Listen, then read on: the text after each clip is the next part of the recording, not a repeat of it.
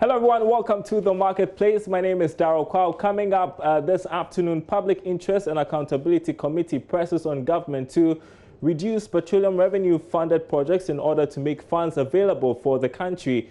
We'll tell you why in the midst of the coronavirus pandemic. Also coming up, Association of Bankers commits 10 million Ghana cedis to support frontline health workers in the fight against COVID-19. And Chief Executive of Delex Finance, Ken Thompson, is asking small and medium enterprises to begin conversation with creditors in a bid to lessen impact of the coronavirus. All these stories and others coming up in the Marketplace. Stay tuned.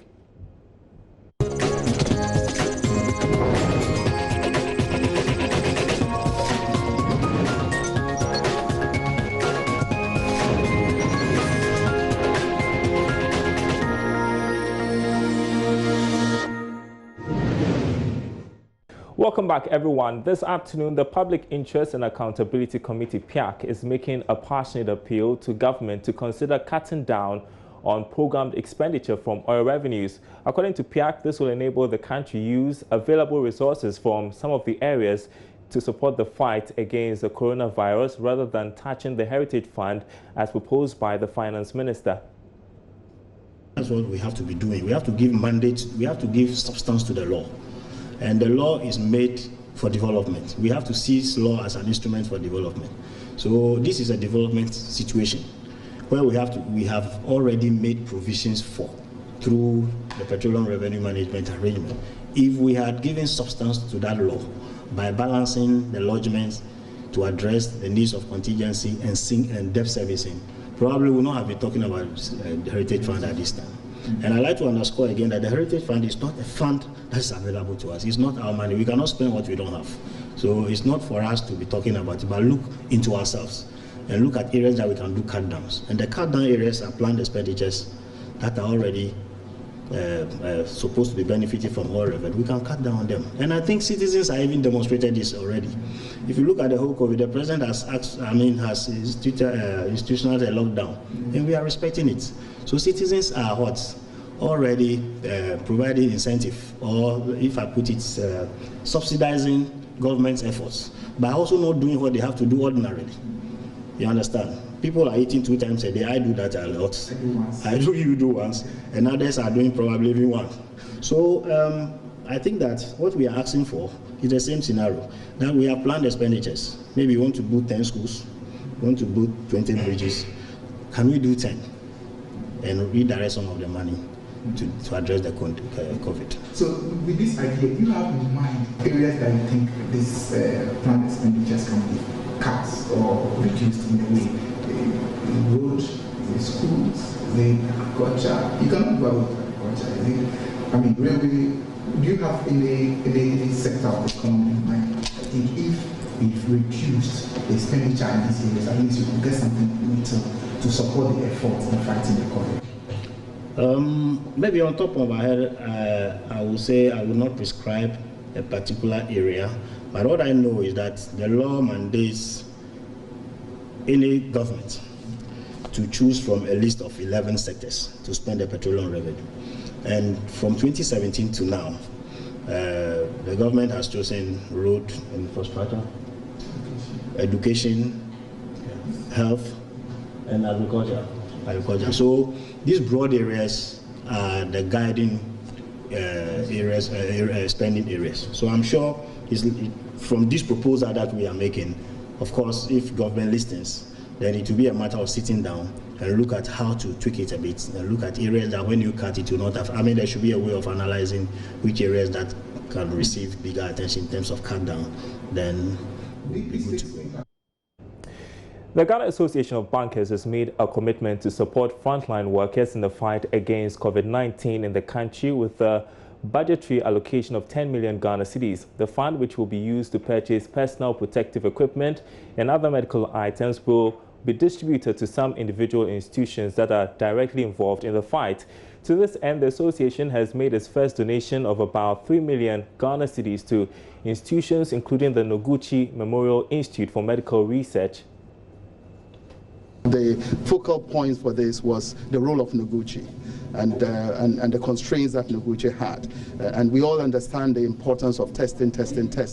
So our first focus was to ensure that we could respond to the needs from Noguchi, and they had to import a number of items which totals the $325,000. We've given them the CD equivalent of that to enable them procure and then to tool up so they can continue to play the role that they are playing. The other one is the resident doctors, and for us, the resident doctors are really in the front line, and they made a very early appeal, which we have responded to. And the community water came through, and again, the problems in the rural areas would just be multiple times what we have in the urban centers. So we thought it was also a very good area to really intervene. I mean, what Dan spoke about in terms of the Kai, because with this disruption, all these people who were making a daily living on the street have nothing to live on, and therefore, when the need came, the association, with a lot of enthusiasm, embraced the feeding of 5,000 Kai for 10 consecutive days, which cost about 300,000, and we are part of a bigger group that is doing that. So we're very happy to do this. We still have some, gunpowder left. We would continue to work with the Minister of Health and other areas. We're just discussing a colleague, Julian, leading a group to try and put up a hospital in the Ga East area, and we will be working with that project group as well to see how we can get ready, not just for this pandemic, but to ensure that going forward.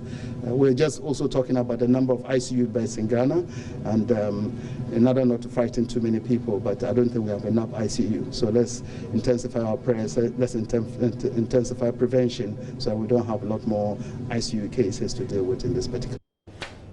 Now, even though the government has announced some measures aimed at mitigating the impact of the coronavirus pandemic on small and medium enterprises, there are calls on business owners to begin a conversation with your banks on how to pay off loans and rents. The chief executive of Delex Finance, Ken Thompson, who spoke to Joy Business, said it is time for business owners to agree to share the burden that coronavirus brings.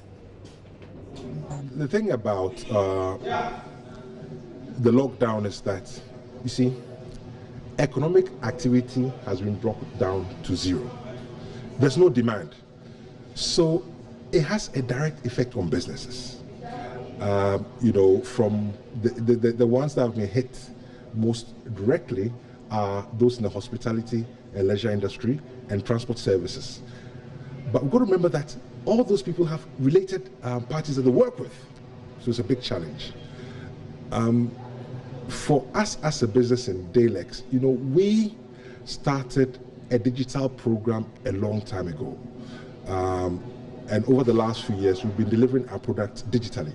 So it hasn't affected us really that much, except in the places that have in the lockdown areas. In any case, our business was always in the rural areas, and the products are being delivered digitally. So our loans to public servants are delivered digitally. Our Swift product is delivered digitally. So yes, there are challenges. We're not seeing the volumes that we used to see in the past, but we're sort of keeping our head above water. But so for a lot of businesses, everything has stopped. And when you think about businesses, you got to break it down to the lowest denominator, because that's how it builds up. So take the people, the young men and women that sell on the streets. Assume you sell oranges, so you're no longer buying oranges. Because you're no longer buying oranges, if the oranges come from the farm, from the farms, nobody's buying. Because you're not the oranges are not coming from the farms, there's no transportation services. Because there's no transportation services, it goes on and on and on. It builds up. And the farmer has no demand for even fertilizer. It goes on and on and on. So the consequences are huge. Because the question is, how is the SMS space really being impacted by this whole coronavirus pandemic? So if you bring it back to Delex, when I say we give loans in the rural areas, it's loans to public servants. These are Ghana government employees. So as at now, they have jobs, so we can give them loans because they are paid on a monthly basis. Regard to SME loans, really there's no business. But for my portfolio, for maybe only about 25%. There's zero business. At the moment? Oh, there's zero business. I mean, first you can't sell. you should now, if you're in any company that does business with SMEs, you should start talking to them, see how you can, what you can do to make the pain less, because everybody's going to take pain. It's not in my interest for my client to go down, and it's not my client's interest for me to go down. So everybody is going to take pain. And my advice is that speak to your suppliers. Speak to them, negotiate discounts, negotiate payment terms. Speak to your staff. That's one thing that a lot of us forget, because the staff may have good ideas as to how to run the business. Speak to your landlord, and start to negotiate rent discounts. But in a period of crisis as we are, and I describe it as a war, the most important thing is cash. Discount, sell, hold cash. The most important thing is cash. So, discount and sell, hold cash. How are you ensuring that, as you said, you don't collapse, they don't also collapse because of this? Some probably have gone for goods that their shops are locked. Oh yes. Nova, this is one of the most serious events probably the world has ever seen. So let's assume that the loss is going to be 100. Say, you take 100, I also take 100. What else are you going to do? So we both survive. But you need to have the discussions now, because you need to plan for ahead. What are you going to do? So say, and it's as simple as that. I don't like people to cloud it in terminology. Well, I gave you a loan of 50 cedis. You're going to struggle to pay. I was expecting that you're going to pay, 80 cedis. You know what? You take a loss of 40, I also take a loss of 40. That's it, and we both survive. But you must start to have those conversations now. Well, the threat of the coronavirus pandemic still looms largely over many economies across the globe. Governments have implemented several measures aimed at curbing the spread of the virus, from shutting borders, restricting travel, and limiting movements in respective towns and cities. The measures to curtail the spread are many, but these measures weigh negatively on many economies. Now, one important issue is a reduction in growth rates of countries and regions. Looking on the horizon and post this crisis, what can drive growth on African countries or in African countries such as Ghana? Joining me via Skype is Philip Namfori, an economic and financial contributor to Joy Business. Great to have you, Philip, looking all nerdy. So, thank you. What's Africa's picture like now? Can we count our losses? Okay, let me start with some estimates from the United Nations Economic Commission for Africa. Yesterday we spoke about them. Preliminary estimates suggest about 29 billion in losses for the entire continent. They are also projecting a slash in our GDP growth rate as a continent from 3.2% in February to 1.8% in March. So that's just March. If the virus persists, then we should have a worsening of Africa's GDP growth rate. But largely, most economies are forecasting low growth rates, and some are even looking to negative territory. Now, when you come down to Ghana, the finance minister last week gave us some numbers. He said he's projecting 6.8% down to about 2.6% for our GDP for the year 2020. That's on the basis of infected cases. Then he added again that we're looking at 1.5% growth rate for this year if there's a partial lockdown. Now, if we go into a full mode lockdown, per what the finance minister said, it will be difficult to estimate the growth rate for Ghana. Now, over time, we've had GDP growth rate hinged on the oil industry. So that comes under the real sector, where we look at agri, industry, and services. So oil will come under industry. Now, if you look at it, going forward, I am looking at a point where the things we normally depend on for our growth, the oil, the cocoa. Yesterday, you guys did a brilliant story about the cocoa industry when you spoke to the CEO of the cocoa board. And you realize that there's a very gloomy picture for cocoa, gloomy picture for oil. Gold may be doing well because of investors rushing for a safe haven in terms of their assets. But now we can see the markets rebounding across the globe. Europe, US are monitoring Bloomberg today. Markets are all in the green. So for Ghana and for Africa, particularly with this AFCFTA, I think we need to look at certain critical sectors. And for me, right off the bat, we'll need to focus a bit on our agricultural sector.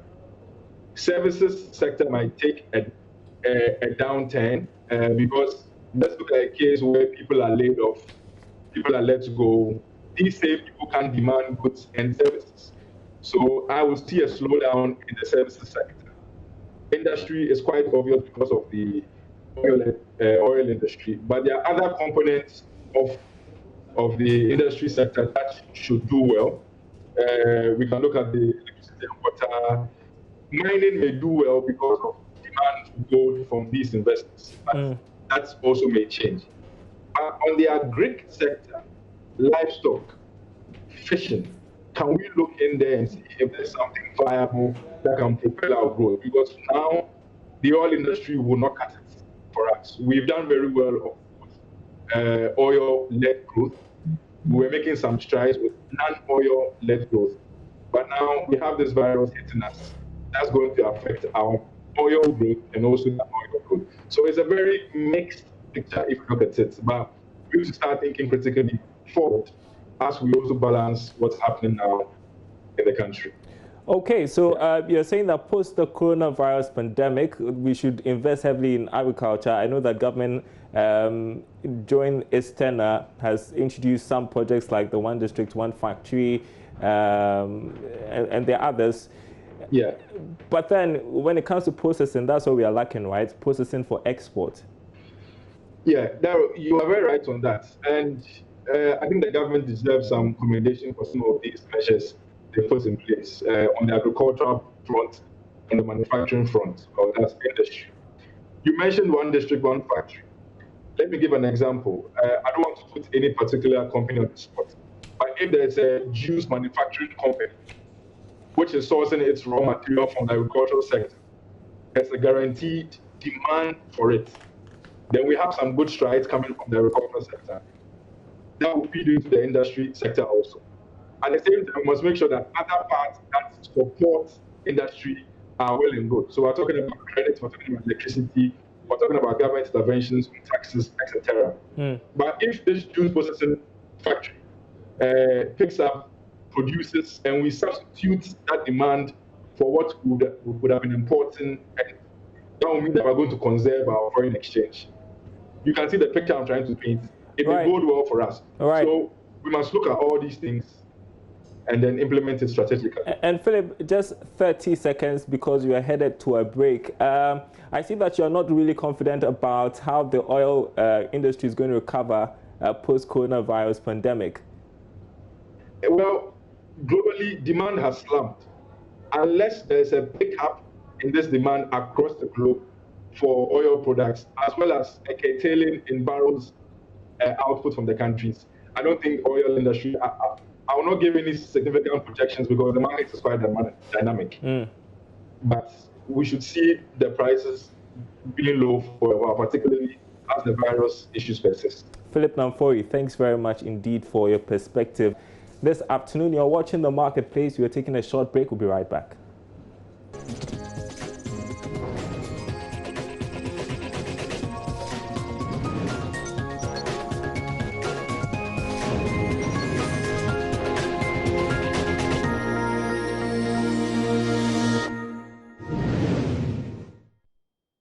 Welcome back. Now, the continued spread of COVID-19 is raising uncertainty within Ghana's fragile economy, and the agriculture sector cannot be overlooked. You heard Philip and I talk about that. Now, as concerns grow of the likely community spread and its potential havoc on agri productivity, the Chamber of Agribusiness Ghana is calling on government to set up the Ghana Agriculture Emergency and Disaster Fund to support farmers and processors to continue to produce locally for the country.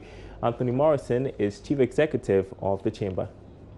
A strategic committee to map out all the various zones in the country, how to make sure that the supply chain is not broken or is not cut in any way, and also to strengthen the production capacity, because at the end of the day, these are the areas that are very important. We have seen some challenges with people from Techima bringing food down. The cost of transportation has gone up. People from Pasa, the yams are no longer coming in.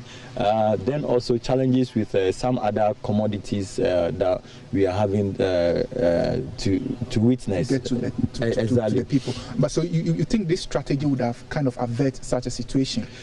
Is it a strategy basically on food or the whole agri value chain? Okay, let me put it, in situations like this, you don't expand your views or your tentacles to all the agriculture value chain or the agribusiness value chain. What is most important for the country is to narrow it on the food security areas. Now, what are the most highly consumed foodstuffs in the country? These are the things that should appeal to the government more, so that the more people are eating what we consume more, you are safe. Then you look at how to gradually expand to the other tentacles. Now, ideally, in food scenario planning or food security scenario planning, that has always been the case. Well, I'm an expert in that. I've done the scenario planning for a number of years. You would have expected that from the very beginning, you would have zoned the country, then identify the various major players. For instance, the military, the prisons, the market women, the transportation industry, okay, the companies. Then also you look at the district agriculture department. Then you look at the researchers and bring them onto one table and map out and zone the country. Now we need, if we need 3 million tons, which is the staple food or something for maize, okay, we need. That's what we consume in a year. For rice, we're looking at 1.7 million tons. Now, we produce almost close to 1 million, okay? So what are we looking at? What is the buffer stock strategy? What is in place over there? What kind of quantity per all these commodities do they have? Okay, so you do all the general scenario planning. Then to also look at, okay, how do we also continue? Because we can't eat only gari alone. We can't eat only rice alone. So you have to look at, okay, how do I strategize in a way that the maize supply goes to livestock as well? And that interview ending our program this afternoon. More news on our website, myjoyonline.com/business. We've got the latest business updates there for you. myjoyonline.com/business. It's been the Marketplace. My name is Darryl Kwao. Stay home, stay safe. Goodbye.